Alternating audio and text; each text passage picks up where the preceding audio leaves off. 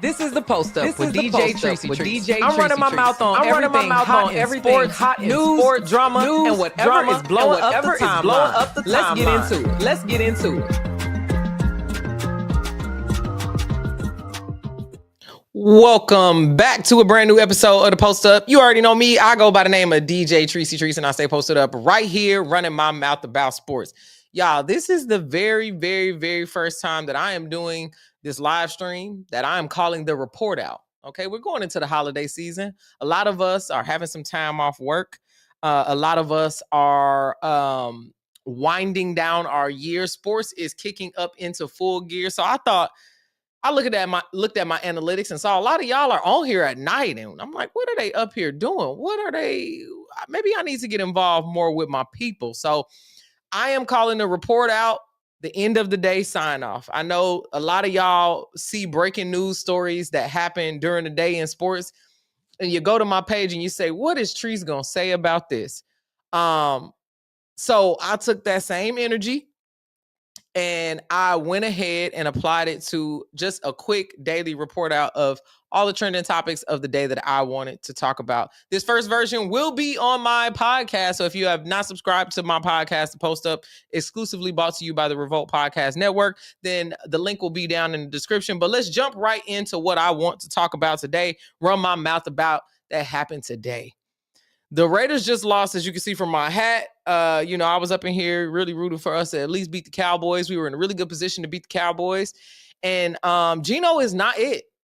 Geno is not it. We done traded away Jacoby Myers. And it was just still interceptions. There are still drop passes. He's holding the ball forever, though. And you know what I think is so funny? Everybody's reasoning behind Shedeur not being selected was he's not that good. He holds the ball for too long, yada, yada, yada. He's not a pro level, whatever people want to talk about.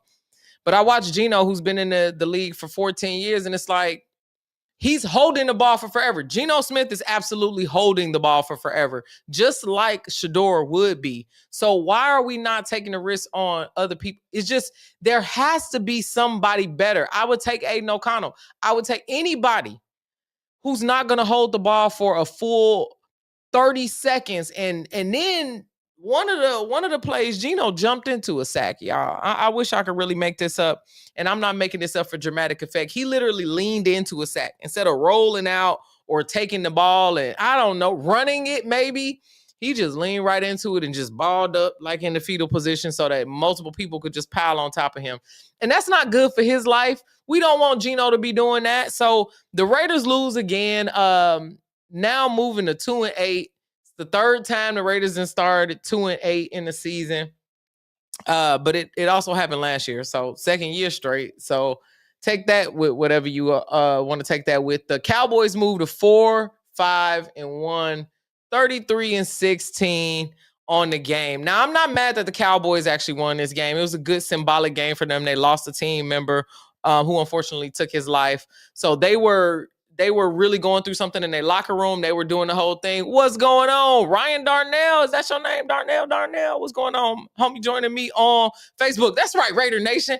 The Raiders, I'm just talking about how bad the Raiders are and how we haven't explored any other options. We should have drafted a quarterback. Now we got Ashton Genty. We got Brock Bowers. We got Max Crosby. We got a whole gang of people who are there and ready, but it's still a young crew, to be quite honest, young crew together. So the Raiders can be good in the next like 2-3 years, but for right now, we just kind of rocking with it and rolling with it. But yeah, Geno's got to do better. He's just not it, I don't think, for Vegas. And I like Pete Carroll a lot. I don't know why he would like be willing to die on this Geno hill. Like, dude, save your legacy. I know you're familiar with this dude, but give somebody else a try because it's just not working out as we all wanted it to. And we still losing games, man. It's like, are we tanking for picks at this point? Are we going to pick a quarterback? I wanted to see, my official take on this is I wanted to see Shedeur in Vegas because he would have had the opportunity to stink it up like Geno is doing right now. So we could have saw him play very much so just like we're watching Cam Ward play for the Panthers. Like Cam Ward, he's struggling. He get up there, he be like, man, I'm struggling. I got sacked. I threw the ball. I did the thing, Ryan, nice to meet you, man. But yeah, it's just I want Shedeur to have that same opportunity, but unfortunately he gets thrown into the game late, where Dylan Gabriel is like concussed. He ain't really got no snaps with the people who on the field. So it's like, I feel like Shedeur is just being hated on for no reason, when we know he's not put in the best situation to succeed in it. And I thought Vegas would be a good home. I thought him and Tom had a good connection. I don't know what happened there, but it just makes no sense to me that he's not in the spot. I wanted to watch him. I got on a Coach Prime hoodie. I don't know if y'all can see this, but I'm a big fan of the program. I'm a big fan of letting these young men grow. I want to see him in the league. Sucks that Travis is out in Jacksonville. It's just, man, I want to see Shedeur. That's it. That's all. We can move on from the Raiders being awful right now. Let's talk about women's basketball, NCAA. Malaysia Fulwiley, who was playing on the South Carolina Gamecocks, has transferred to LSU and has made her debut. Let's see what Malaysia was up to today, y'all. This is just what happened today.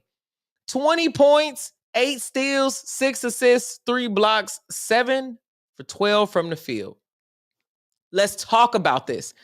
I wanted to see Malaysia succeed with Dawn Staley, but South Carolina struggles to develop guards, and I'm not saying fully develop because Raven Johnson is cold there. They've had squads, Tahina Pow. She's with the Atlanta Dream doing her thing, also in AU Pro Hoops. So we got successful guards coming out of there, but that's where a lot of big players come from. It's really the Asia Wilsons. You got the Aaliyah Bostons of the world. Like the 4s and the 5s really shine in South Carolina. So I don't know why Malaysia Fulwiley left. I think Coach Kim Mulkey is still a tough coach to be coached by. Same with Dawn. So I think she left for more freedom to be able to hoop and play and do what she needed to do. Very similar to Olivia Miles leaving Notre Dame to go hoop at TCU, and now they moving up the ranks. So I think that's what happened there. But my goodness, Malaysia to Flagey. I mean, I don't think they're going to be South Carolina.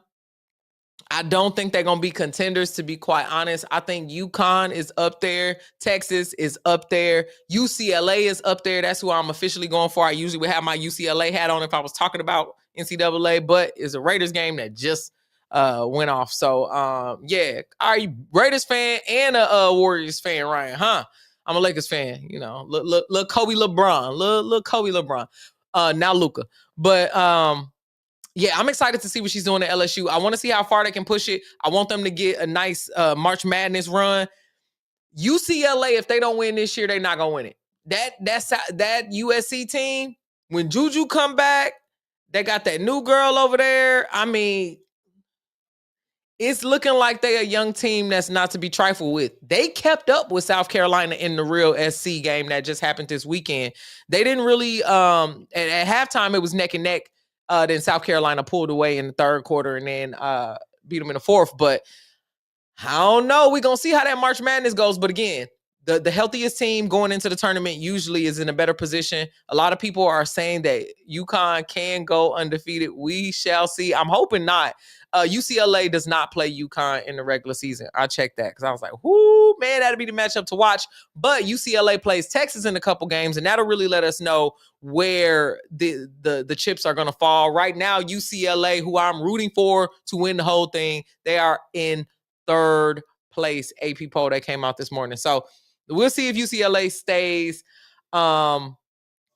undefeated. I want to talk about also moving forward, Bryce James, y'all. Let's talk about LeBron. LeBron is supposed to be coming back, by the way. He ain't played since last year during the playoffs, and now he's finally back. He was talking about sciatica, getting his lungs back, and how you feel like he got baby lungs. But Bryce has really been in the news, and it's because he's playing at Arizona. For those of y'all that don't know, LeBron's youngest son, Bryce, is now playing at Arizona, and his coach was talking about a redshirt option. Everybody online was like, man, we thought he was going to be one and out. And it's like, what is y'all rush? I thought y'all wanted to watch players matriculate through college and play for the same team and build that fandom and get all of the rivalries going and stuff. Because that's really what we asking for when we talking about NBA. Them Villanova boys was them Villanova boys. And that's why it's exciting to watch them over in New York and all of that when Dante was over there. But Let Bryce develop. He playing on a team that's already winning. It's not even like he went into USC. We knew when Bronny went into USC, he was going to try to be a one and done. I'm not sure, but I'm assuming he didn't want to go to college. Y'all forget too that if you want to be a professional athlete, there's tons of ways to get there. European players playing Euro leagues and all this kind of stuff. But if you are on an NCAA team, you got to go to college. You got to go to class. You got to take tests. So LeBron, being his dad already, why would he go in taking up somebody's spot in a class when he's not going to enter the job force? That's why I was always a good proponent for Bronny, going into the league whenever he was ready. They talk about him playing for the G League. Who cares? Y'all don't watch the G League anyway. Now you just want to talk about the 55th pick playing in the G League? Most 55th picks, the average NBA lifespan is like 2 to 3 games.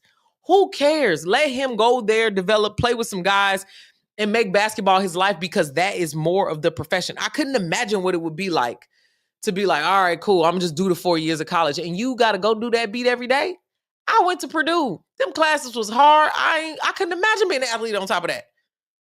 So let these young guys develop. Bryce is at Arizona. Cayenne, Carmelo's son, is at Syracuse. Now he cooking. Cayenne is cooking. Okay, I'm not saying he should be one and done. I think his parents have made it very clear he's going to stay in college, because Carmelo did a lot at Syracuse, did a lot for Syracuse, and he's got a great opportunity there. So why not stick through and continue to play there? Another thing with the whole Syracuse thing is NIL. What you want to come out of college for, making millions and millions and millions of dollars, to make $2 million as an NBA rookie? Huh? Bronny ain't making no money. And not that I'm talking about from the league. Now he's making money with endorsements, other businesses I'm sure he got. Plus his daddy's a billionaire. So, I mean, he don't really even need the money. He's really just wanting to live out his life path again. So I don't even understand why people be hating on him, especially with that. But let the kids be kids, man. If Bryce is going redshirt, let the guy redshirt. Also, maybe his daddy want to come and see some of his games. Maybe, he have a soft freshman year, he redshirt, and he come back and he's a freshman, and his dad start coming to some games and stuff. Maybe LeBron is retiring in 2 years. Now he got the opportunity to see his son come play in the tournament. Bron ain't go to college. He went straight from high school there. Bronny decided as a grown man he wanted to go 1 year to college and then put himself in the draft to see what he could get, and he got what he got. He had to start this week as well too. I don't even think he had no points in there, but they made it very clear he's going to do a lot of other stuff. He's going to deflect the ball. He's a defense guy. He's learning a lot from Marcus Smart. I actually like that for him. I really actually like that for him. So that's all I had to say about that take is these kids that's coming out, this NIL and all of this, stop forcing them to do one and done. In the WNBA, it's nothing like that. And I'm not saying that the women's game and the men's game should be compared at all, because they're played very differently. But this pressure on the guys' side is crazy, to just become a huge superstar and then go play the guys in the NBA. When the level that you're going to have to play at it ain't the same. It ain't the same, man. It ain't the same. Let's talk about LeBron might return tomorrow. What does that mean for the Lakers? So the Lakers are doing really, really well without LeBron. Now, LeBron is going to come back. I'm guessing he's going to be on some kind of minute restriction. I think it was officially reported that he is going to be questionable for tomorrow. So I don't even know if he's going to be personally playing tomorrow, but I hope that he is personally playing tomorrow.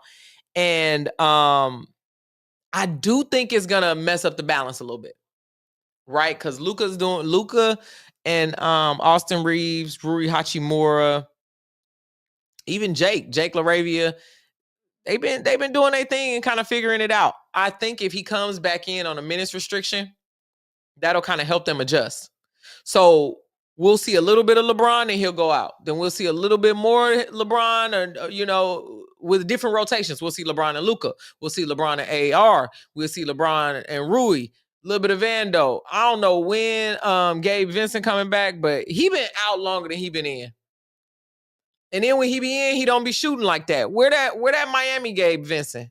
It's like we should have got Norman Powell. Norman Powell is killing in Miami. That's another thing. I need to do a full episode on just NBA updates.